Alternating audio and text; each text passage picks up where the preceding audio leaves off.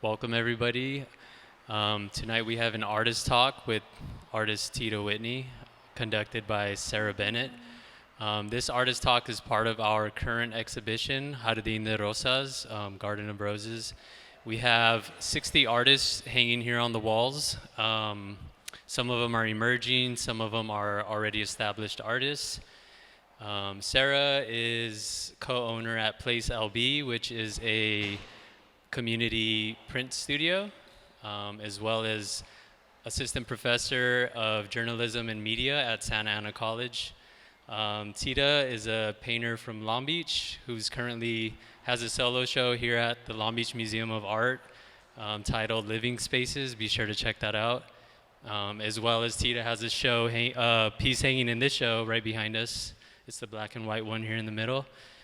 So make yourself comfortable and enjoy the talk. Thank you. Thank you. I feel like we're on a podcast. We're on a vodcast. Are we live on the internet? Hi. Hey, Tita. How you doing tonight? Hi, Sarah. Hi. Good.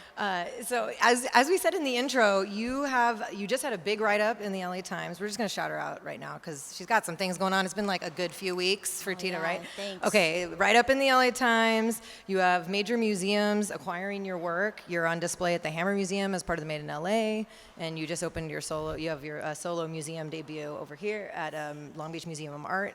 So how are you doing? How are you doing with all of this? Great. I mean, I'm still on the roller coaster. Still trying to wind down because the holidays are coming soon. I mean, Thanksgiving is around the corner. Mm-hmm. I hadn't thought about the dish I was gonna make yet, and then there's Christmas shopping. So I'm like, I've just been really been excited to have to spend the time with everybody here to explain my journey. Just kind of a moment to even decompress like what I've been through. So thanks for coming out to hear me blab. Yeah, we were just talking. You just moved back to Long Beach, actually, just 2 weeks ago. Yeah, I just came to a moment where I could no longer live where I work. It was impeding into my mental space way too much, into a space where I just needed to get away from what was becoming my lifestyle, which was my lifestyle. I've been a full-time artist since 2021. And you were living in LA since? I had moved to LA actually in 2021, the beginning of the year, yeah. And I made that change when I was picked up within the pandemic year, the 2020, which was an interesting time actually. There was a big shift in the way the market was working itself out. It was kind of like, in a sense, like the floodgates were open, like opportunities were open for the spotlight and to be heard. And so since I'm a Southeast Asian and also an American, I saw that I could actually ride this wave and be able to kind of represent a narrative, an experience, a way of documenting what has happened. So in 2021, I made the decision to come to LA. I originally had a studio in Long Beach and found a live workspace. Originally was one unit, everything together, but that life was too dusty. The mess was too much. So I was trying to separate. I separated from the two, and then even then that wasn't enough to be able to get away. So I found myself running away from the studio instead of running to it, and that was very problematic. So then I decided I need to really find a good distance, and I decided to come back home for a minute. LA is a different jungle too. It's not the same kind of energy that we have out here in LBC. Totally different. Over there's very grimy. I lived in downtown, and it was like a block away from Skid Row, if you guys know that neighborhood. So, but I was amongst the flowers. I actually was in the flower district. So I had like a crazy, chaotic intersection of all this kind of livelihood that existed in the neighborhood. So for those who don't know about your background in Long Beach, let's start at the beginning for a second. So tell us about where you're from in Long Beach and what it's like growing up. You kind of mentioned that you're from a diasporic community here. What's that like? So I'm born and raised in Long Beach, and my parents, they're the third Indo-Chinese immigration wave. So they arrived in the 80s, and they originally actually arrived in Boston first and made their way down to Southern California. And by then, my mom already had 2 kids and grew a family of 5 more. I'm 6 out of 7. So I'm a 90s baby, and I've got a few older siblings from the 80s.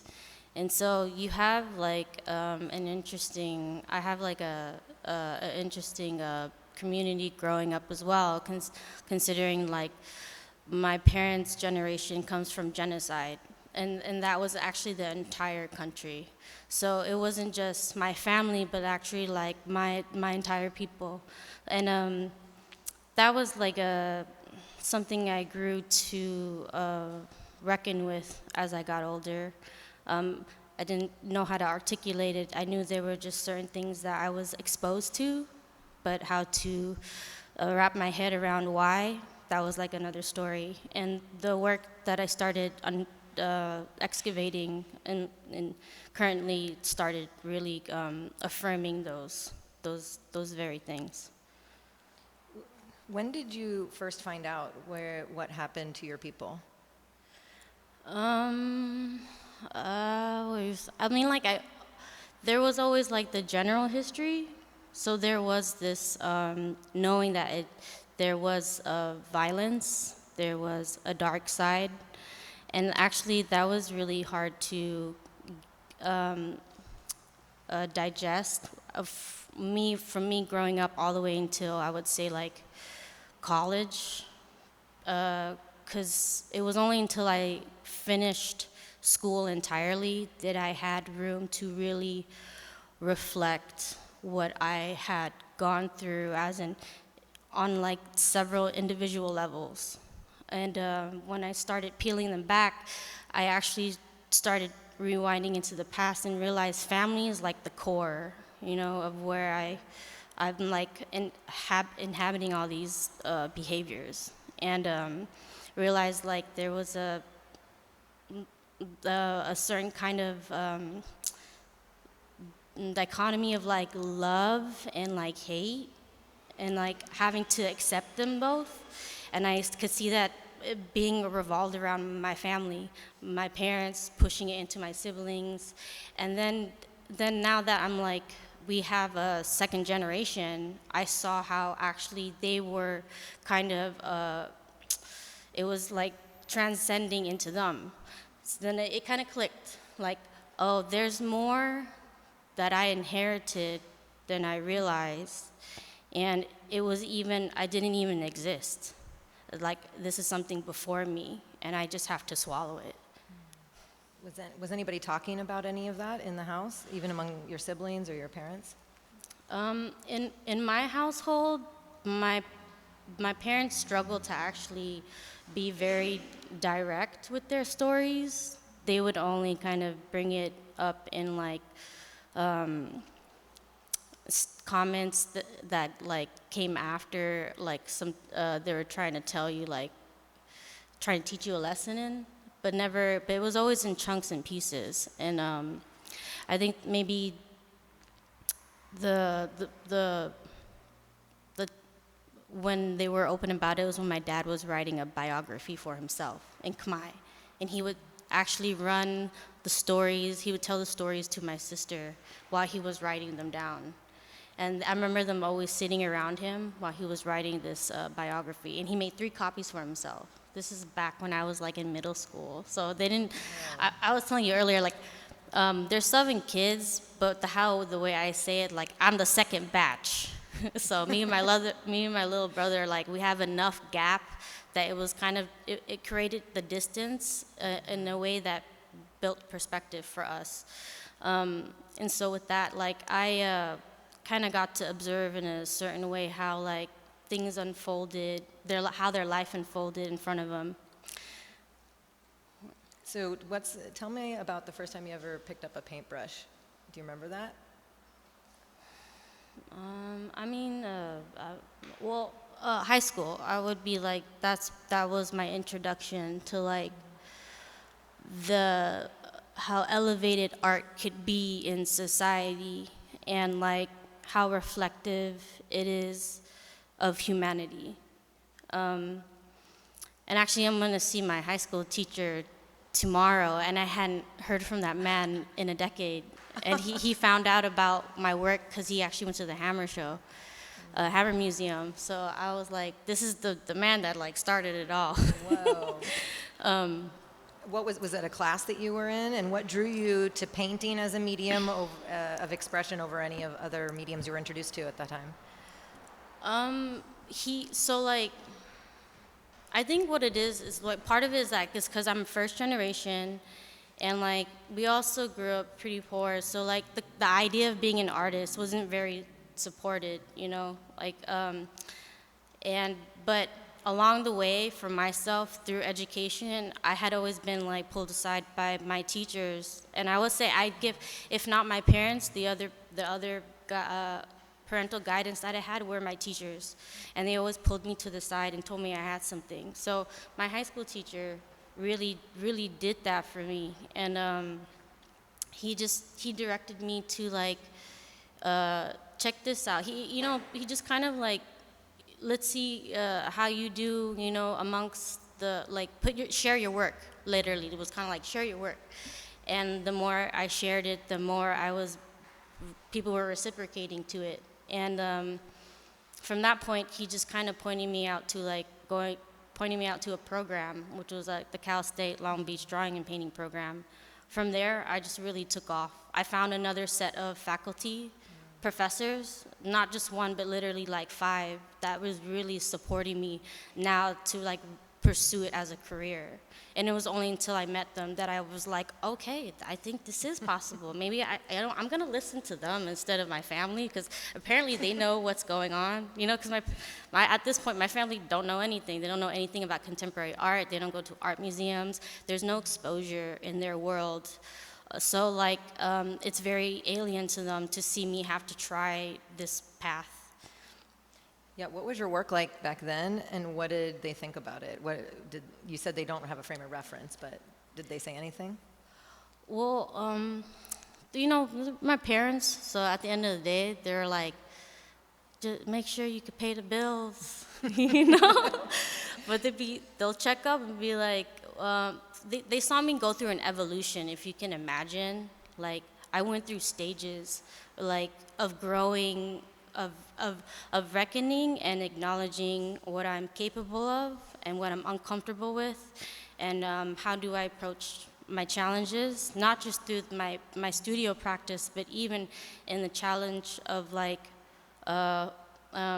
doing this career, like having to come to do this artist talk, having to speak with others, having to build bridges and relationships and networking. You know, I don't just represent myself, but I'm actually representing like a community that I also fall into. And you said that you kind of came to that realization in a period where you deconstructed yourself after college. You like deconstructed yourself and put yourself back together. What was that process like, and how did that change your art? Yeah. So if you can talk about it, if it's not like triggering. So like in school, I was an abstract painter, actually completely abstract. And I don't know if you guys know what my work looks like. So if you have Instagram, just put my first name, and then you can see that's what my current work looks like, which is right now it's figurative contemporary representation.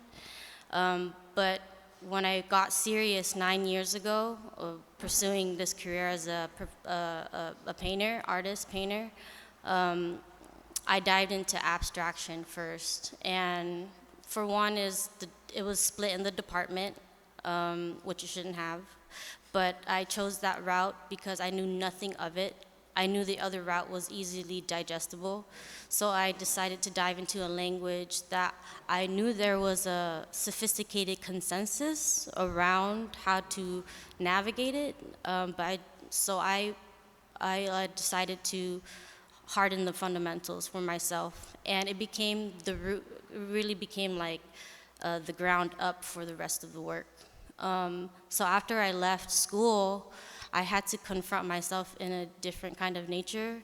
One is that I never got the chance to do representational work when I was in school, nothing for myself really. And then at the time when I left school, I found work as an art assistant.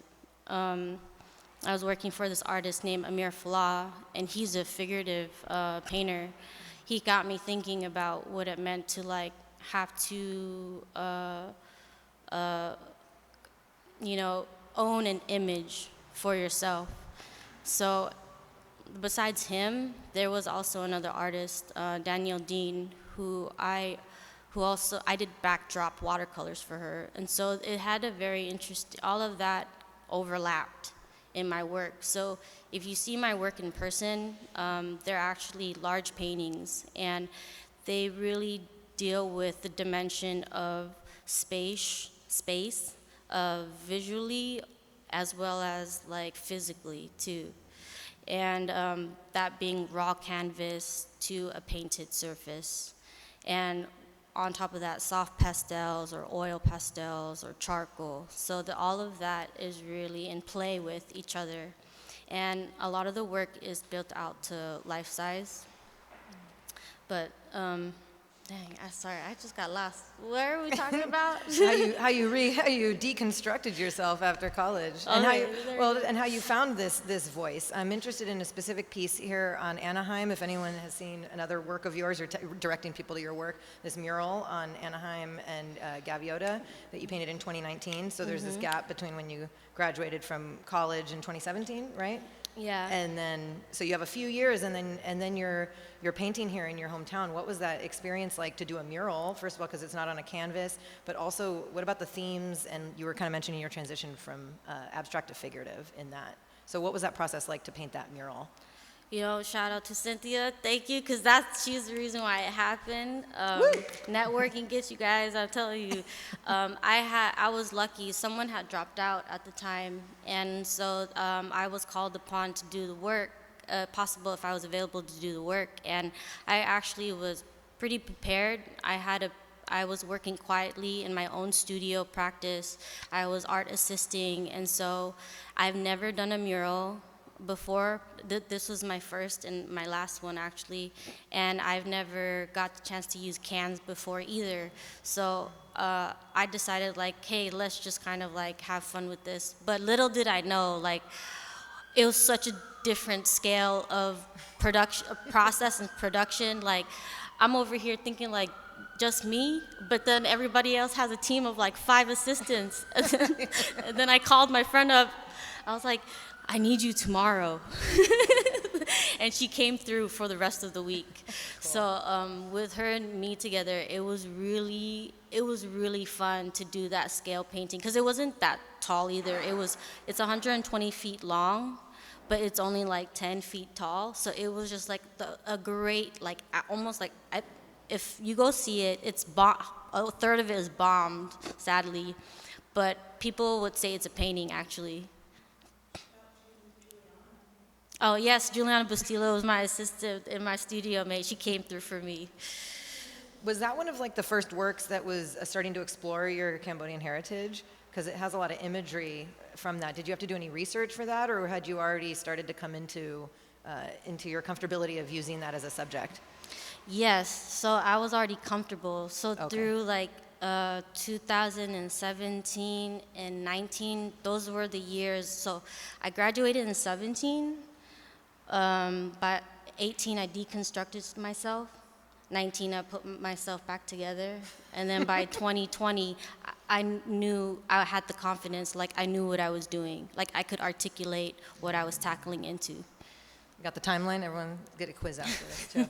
And then, and you said that people started picking up, that galleries started picking up your work in 2020. How did COVID impact your art, and how did that start to happen? How did you start getting into galleries?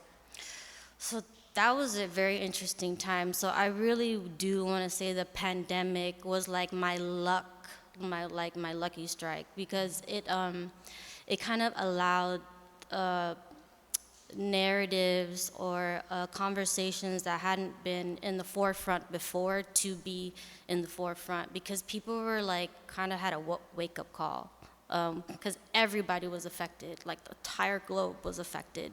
And so with that being said, there was these spaces that were being amplified, and I really was able to ride that wave. And from there, you can kind of say, like, I was marinating in the corner. Like, I spent 3 years really working on my work, and I had come to a point of, like, being able to connect through speaking for it, as well as, like, the work holds very strong on its own now. So, yeah. So I'm interested in your process. The paintings that are currently on display at the Long Beach Museum of Art, I was thinking about it, they're like a painting of a picture of a memory, and you were kind of describing them where there are these different perspectives and stuff. So, like, what is your process for developing a painting? Do you see an image first? Do you have a feeling or an idea? What's that process like for you now? So with my process, a lot of the subject matters that are overlapping is like it's about time, crossing through time and generation. And I really reference, like, I'm a 90s baby, so I really grab tropes that people can, have flashbacks in. So the 90s, Microsoft computer setup, desktop screen, or certain kind of haircuts or styles. There's vintage kind of furniture. So there's ways of kind of tailoring a setup, a narrative. And I started with my domestic space. So I started with home. It was the easiest place for me to own what I look like. And from there, I started putting people in, and I made sure to keep it genuine. So family became first. And it was like, you can forgive me. You'll forgive me for whatever I say, but at least it's honest. And, funny enough, when that happened, all these conversations that I always wanted to have, that were always hard to talk about, they started becoming aware of them through just looking at the paintings. And I thought that was very interesting, because that was part of the challenge of the work. Like, the narratives became about things that were really hard to look at. And then when I started tackling them in a way where it's like, I can't deny this, they made them realize that they couldn't deny this either. And so then the conversation starts bubbling. I was going to ask a little later, but now that you bring it up, has your relationship with your parents changed since you started documenting these things and your experience with what they went through in some way? Like you said, they're crossing time, so they see some of themselves in your art, no? It's actually changed a lot since the last 2 years. And the museum show that I just had, that was like the second time that they've ever come out for anything. So they're all like, okay, you're telling our story. I get it. I think it's really still, though, like it's still alien to them how it functions, how their story is something important for others, because it's their trauma. And I'm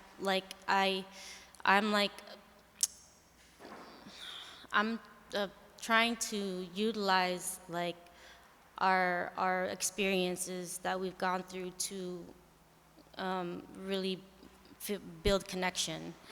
And I can see that they can see that coming through. Do you use reference images? I was told that your dad is a really prolific photographer. You mentioned his biography. He sounds like a self-publisher who we like. How has that influenced you if you've seen his photos and used it? So I would say like I got a lot of my artsy side from my dad because he was pretty hands-on with a lot of things. Pretty talented. I mean, he's a lot of like a DIY guy, but I mean, it's not perfect, but it does the job great. And so he loved to actually document. I would say he does a lot of reflecting. And I could see that through how he spent quality time with like objects or like kind of like exercising, reflection. With that, like I guess I took on those like behaviors and those habits, and it transformed into these kinds of practices. So how long does it take you to paint one of like those triptychs? They look so fresh. I mean, there was one the triptych of the convenience store front. It has like a peeling COVID-19 sticker on it. Like it's just so of the moment. So I've wondered how long it takes you to paint those once it's in your mind's eye. So in terms of like process in the studio, I'm working on like a number of paintings at the same time. There's usually about like 10 paintings going on at the same time. Wow. And they're like all of various sizes, but the largest size is a 6 by 12 feet, which is a triptych. And then I just started working on a 7 by 9 feet. There's 2 up at the Long Beach Museum, and it's like a new size that I'm working with now. But typically an entire show would take about 6 months. And production is quite something that I'm still tackling with. It's not really, it's really like on a case-by-case basis with every year what projects would look like, as well as like even how many throughout the year. So don't have an assistant actually, and it's been a conversation of like, do I take this next big step of like having that kind of overhead versus like, maybe expanding my studio size. And for now, I'm keeping to my size because I just upgraded only 6 months ago on the size. So I'm kind of like, that's enough. Well, let's talk a little about the content of your paintings. You mentioned a little bit of it, but we're here surrounded by an all-female show, and the female figures feature very prominently in a lot of your paintings, in your work. So you've talked about your dad, but tell us about some of the important women in your life and how have they shaped your work and the representations that you show? Yeah. So like the female or feminine narrative is something that I began approaching when I came to the identity crisis post after school. And they started blossoming when I began having conversations with my mom and kind of really just dealing with the interactions I was having with her. And the one story that I go around telling everybody is like, one of the paintings was based off me and her talking, and it starts off with, she tells me my hands are wrinkly. And by wrinkly, she meant, oh, you have hard-working hands. And because we put our hands together, and I was like, my hands look like your hands.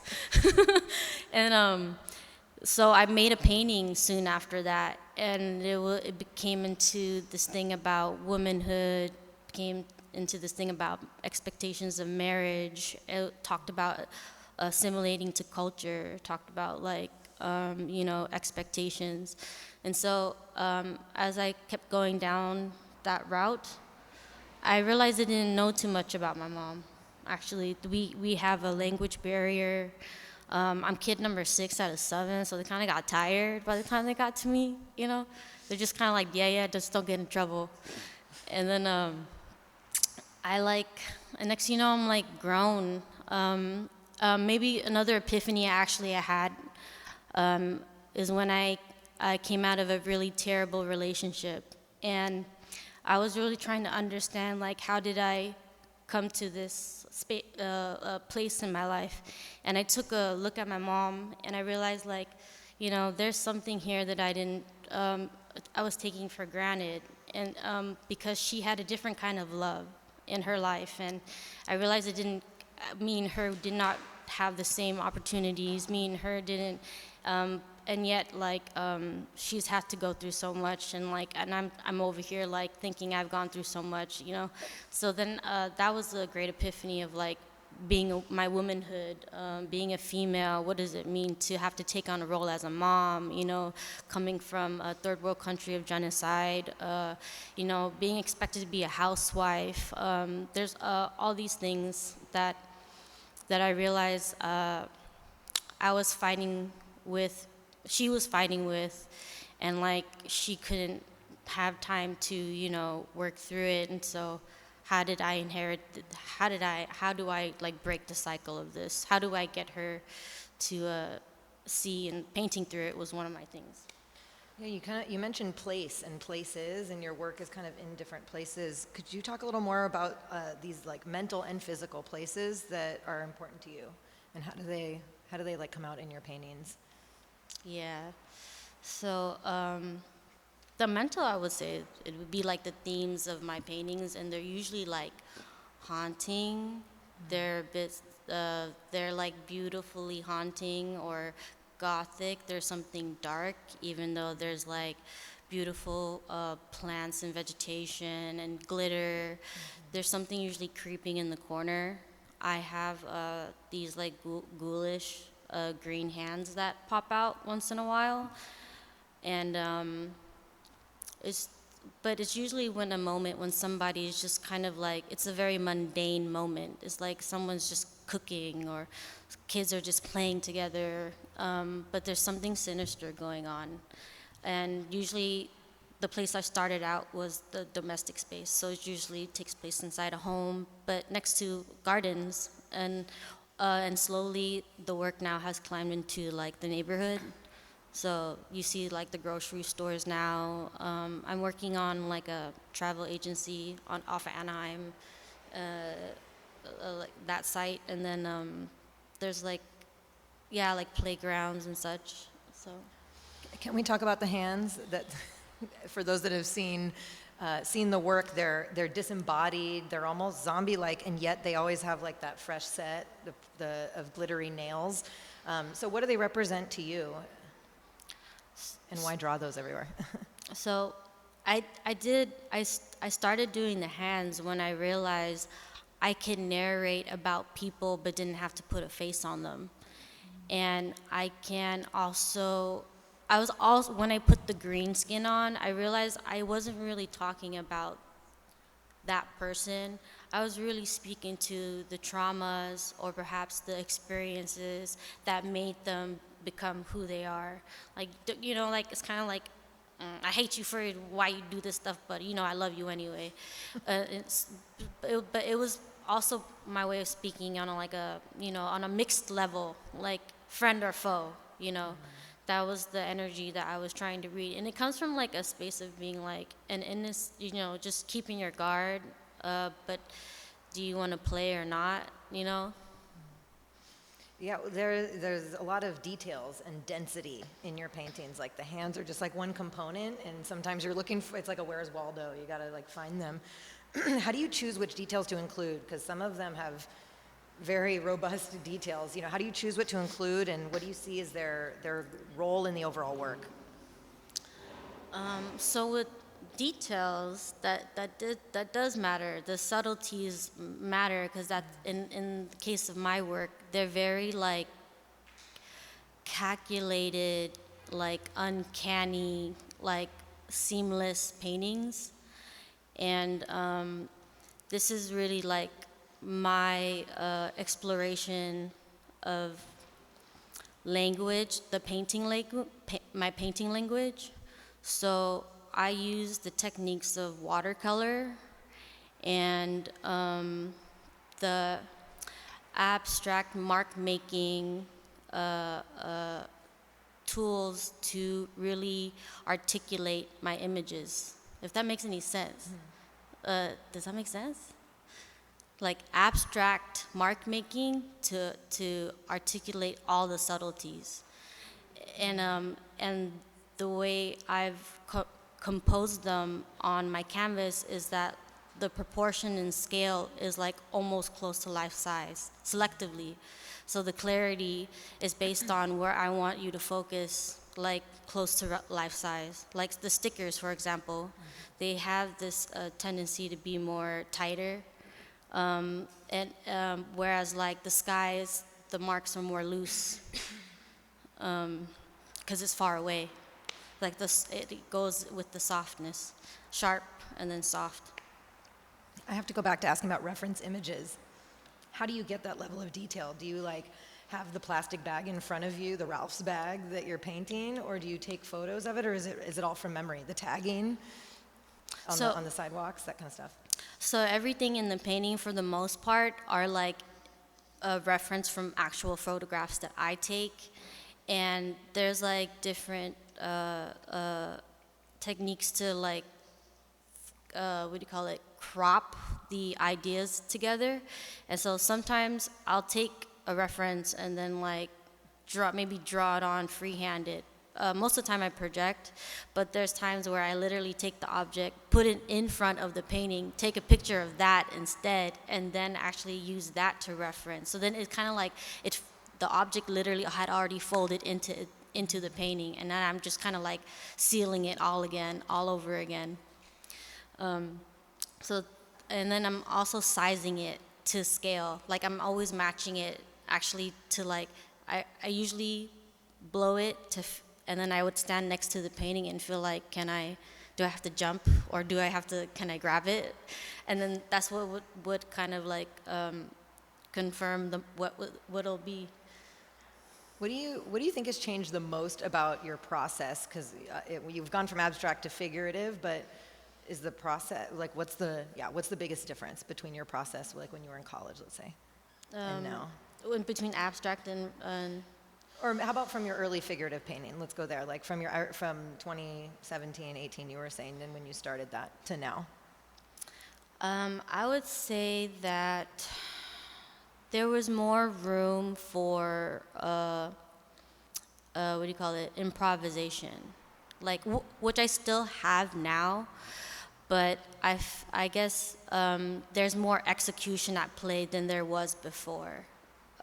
Before was still exploring, it was still navigating in like my language of indirectness and directness. And it's true, the works now are much more tighter, they're more grounded, they're not so abstracted in the language of space. And I feel like it's a back and forth, though. If you actually see the evolution of my work, you can see how abstract and imagery really kind of weave back and forth between the picture plane, the visual language of paintings and drawings. So perhaps in the near future, the works will kind of like adjust itself a little to deconstruct, and then it's going to reconstruct itself back together in another way. You're always deconstructing and reconstructing. Yeah. Sounds like it's reflecting, a lot of reflecting. So last week at the opening, you mentioned that that show had to happen now, or it might not happen. And you have a piece here in this group show. You're sitting here taking your time to talk to us right now. Why do you think it's important to show your work and present here in your hometown as you're getting all these outside and institutional opportunities? Access is one of the challenges that we have in the world, and it definitely is when like supply and demand speaks to like catering the audience. And so my work, in a sense, like I can only make so few, and so there's only so many projects I can do in a year. And I also want to be able, and if that's the case, I only get a few choices, I would do my best to select the ones where that bridge will help bridge another public audience elsewhere, you know. And I had to do the show now because, like, I'm not sure. I'm not sure about later. That was a thing, and I think it was a really great experience to be able to do my solo museum show at Long Beach. It was really, I had a great opening. There was a great number of people came and to support, and it was full of laughter throughout the whole night. And I also, you know, a lot of people from my past actually like saw what I was doing, and they came to say hi and realized like this is possible when you know you're dedicated and committed to just really owning yourself. So that was really great, and I had to be like, thanks guys, you know, I'm doing it. You had a lot of flowers. Very well loved. Well, as we're winding down here, and you kind of mentioned a little bit about the future, but where do you see yourself in a few years? I know you can't always predict the future, but. I mean, I only got started in 2020, and even then I didn't show. I showed in, so 2020 is when I got picked up and put into the circuit. 21 is when I had my debut in person with all my group shows. And then 2022 is when I had all my solo debuts. And then 23 this year is I had my museum exhibitions. So the next year, I would say it'd be like bigger spaces, bigger projects. I see the scale already growing, and I'm kind of just kind of looks like an assistant is inevitable. But I mean, that's great problems. New things, it was a learning curve this year to have to understand what it means to be in this position, as well as doing business as an artist, working in a gallery, having relationships with advisors or collectors or curators or boards of the museum. It's a different, you know, kind of networking, definitely business oriented. So I'm still growing. Yeah, what kind of advice do you have for other artists, and especially artists of color and artists from your first generation background who, like you said, that's a foreign idea to be an artist in your upbringing and households? So what kind of advice do you have?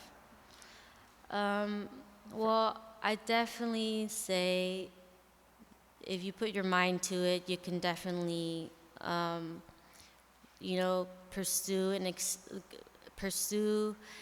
a genuine life that will really open up, you know, perspectives.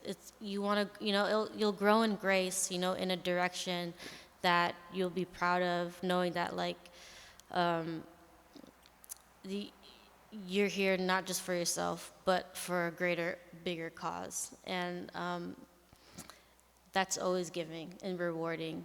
Yeah, because it's not easy being an artist. I'll tell you guys that. No, not easy, not at all. It's a lot of hard work, but it is very rewarding to see that the work really lives beyond me. So we were going to leave it. I didn't even time myself. I don't know what time we're at, but I was going to leave it open for some There's questions? Yeah. questions. I mean, we have more here, but we wanted to make sure to leave time for everyone else's questions and hopefully turn this into more of could be a conversation between y'all. So Somebody want the mic? anyone have questions? And a lot of these, yes. Oh, thank you. Thank you so much for sharing your story and being so open about everything and how you feel, and just thank you for sharing yourself. Thanks, through your guys. art and through this conversation. So I will pass it on to someone else. Anyone have any questions? I'm a teacher. I see people interested. I see smiles. Yeah.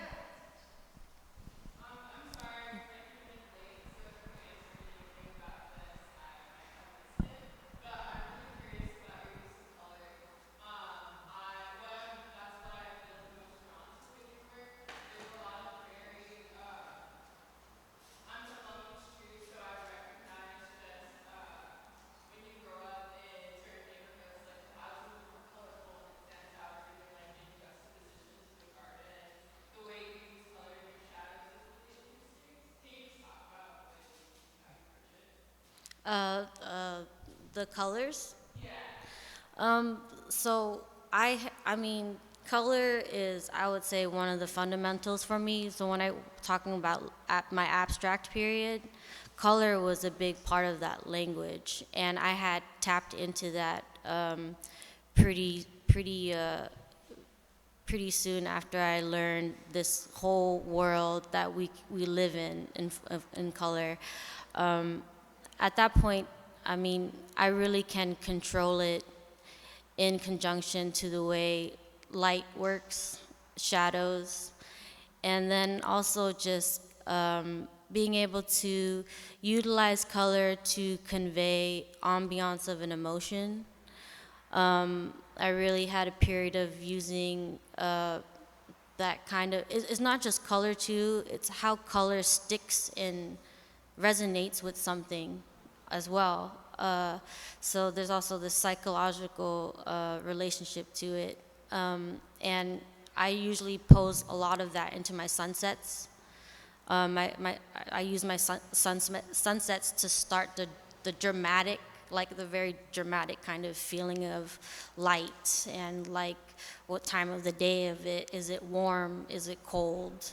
And then from there it dictates. And my color palette, each color is related.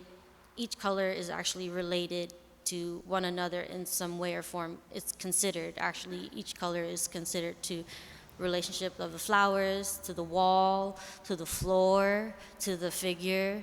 And so then it all kind of, sews it all up. You're welcome. You said that you moved like to downtown LA area. Did that influence or did that change anything from your work from like when you were working here in downtown out here in Long Beach down when you moved up there? Like did that change? Like did you start seeing some of that come into your work, or did it just like make you completely still about like this area where you're at? Moving to LA, I definitely think that it did do some kind of effect on me. I had more of a longing to look for a home, or like think of home. I thought of home more, but in a sense where it's like my own, and on a singular kind of point of view. And I actually, when I moved to LA, I was working on my solo for all of my solos, actually, LA, London, and New York, and really dived into kind of what is faith for me, and like just kind of, because I was isolated by that point. I was always living up with family, and that was my first time finally just like cut off from the rest of them on my own. And it was another reckoning for myself. I was like, okay, I wanted this, but then once I had it, I was like, like I'm so lonely. Like, what am I? Who am I by myself? Like, what am I? Just like talking to myself in the mirror. It was just kind of like that was pretty real, and it just kind of, it really did affect the work. It was like having walks by myself, on the sidewalk, and that's kind of one of the things I paint. And it had me thinking about, where do I go? So the grocery store became a part of that language, but I was always pulling from Long Beach, because that's where I'm from. So I wanted to stay resonating with that city, because LA is a total different monster, and I'll probably come back to that kind of that representation later, or it kind of folds in and out here and there, actually. I maybe have a follow-up question on that. Both of those are great questions. Like, do you ever see yourself living anywhere else? Have you ever thought about that? Temporarily, I mean, in places. New York would be interesting to have like a year residency. Actually, it was New York that changed my life, that made my decision to become an artist. I went to do studio visits for a whole week for this what do you call it? it's not a program, it became a program. They invited students to come do a number of studio visits in New York, and I was a revamp of the program. And so I was one of the lucky undergraduates. And when I went, it just blew my mind because the way the transit worked, the fact that all the galleries were like next to each other, I just like, it kind of was like, oh, this is accessible, you know, versus out here is like, you have to put gas, you have to get in your car, you have to find parking, you have to pay for parking. I'm like, man, the commute's not great. It was just like, do you really want to try it? And I'm like college student, so I was kind of, I don't even know what I was doing. I'm pretty sure I was unhappy adult. And so I tell people, I was like 20, 22, and I was very unhappy. I didn't know what I was doing with my life. And so that New York just like, okay, I'm gonna do this. I'm done listening to everybody. And so it was just a crazy city. It's just another jungle, totally fast, you know, so dense. You know, people, it was like stacked on each other. And I was like, I want a piece of this, you know? Like, if this is what's out here, then I've got to make my way around the world. I mean, I haven't even seen a good chunk of the United States. So you're in LA now. I want to ask you, like, the people that you knew before you became who you are, or like just a different version of yourself. Do people before you, who knew you before, like, how do they see you, or how do you think they see you? Um, they always saw me as the art girl, but I don't think they understood the what kind of career that I was gonna lead into when it came to being an artist. Because the contemporary art scene is not something that's so like exposed. I don't, it's accessible, but it's like a culture, you know? And it's not for everyone. Not everybody can get the same kind, understand the same kind of art either. So that in itself was like alien to most of my community. Like even my own friends right now, they like kind of don't understand how does the business of art work. You know, how do you get X amount of dollars for something you make out of like almost like thin air or something, you know? They're like, what is this? So it is, I think the way I put it is cultural value. And people are willing to put dollars on that when when you realize you have more to offer, not just of the work, but literally like, it's like documentation. It's like, you know, history in the making. It's like, it's like a object in time that represented a moment in time. Because people come and gather around these things. There's also that.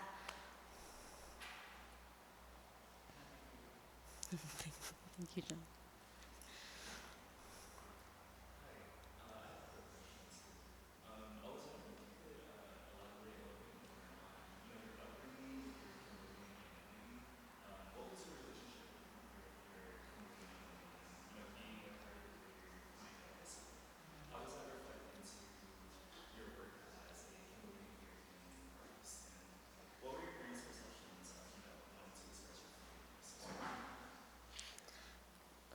So, being a Khmer, a child, Gong Khmer, it was a struggle. To be honest, I ignored myself up all the way until college because even it's like it's like weird. It's like identifying and not wanting to identify with it. So it was easier for me to just not say anything at all. I was quite a different person back then, very, very shy, said little. But it was only until college, actually a professor was like foreshadowing what was gonna happen. Like, hey, why don't you paint about yourself? Because I was only painting abstract. So even my conversations about like what I cared about in my work were kind of like surface level. They're like, nah, there's more behind it. And I was like, I kind of looked at her like, nah, I just want to talk about this. Well, it's not really like, not what I'm thinking about. But really, during that period, I straight up knew that I didn't like it. I was like, I'm not ready to digest it. I already know I don't like it. It's very ugly. I'm not, and because during that period, I believe I was already trying to bring up those kinds of questions directly to my own siblings, and they couldn't even find the footing to talk to me about it. They were actually emotionally charged. They couldn't find like the calm waters to just be able to speak about what happened or like what had happened. And so it was only until I literally painted the paintings about us, like I started identifying the house, the people in it, that they were realizing like I'm trying to reconcile what we've gone through. And with that, like things just started cracking open. Like, cause even I was actually getting, once I started posting my work on Instagram, that's when I was getting a lot of feedback from my own community. They're like, hey, I really love your work. And then at one point they're like, keep telling our story. And I realized like I caught on to something. I was like, there's something here, I'm not alone. And like, it was hard to try to talk to my siblings about it, but it seems like my own peers are going through it too. So now,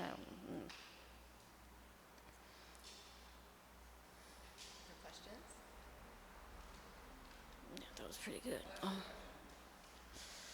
you think is your favorite medium? What other mediums do you enjoy creating with? So if you go to the Long Beach Museum show, there's also like sculptures there too. Actually, there's like a day bed with some hands protruding out from the hole. So I do some sculptures, but printmaking is another. The printmaking is one of them. Yeah, I also do a lot of prints. I do lino.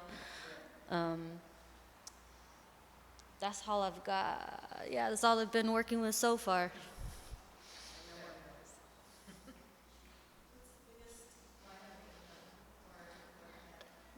Right now it's 3 by 4 feet, and I'm trying to get it to 6 by 4 feet. I was like, I'm trying to replicate them the same size as the paintings, so they kind of end up folding into each other at one point. Yeah. All right. I think it's good, right? Okay. I don't even know what time we're at. I didn't even put my phone up Okay. here. I'm so sorry. Yeah. Thanks, guys, for coming. Yeah. Yeah. Enjoy the show. Thank you again. Thank you again to Tita, and thank you to Open Gallery for putting this on and for having us here. Thanks.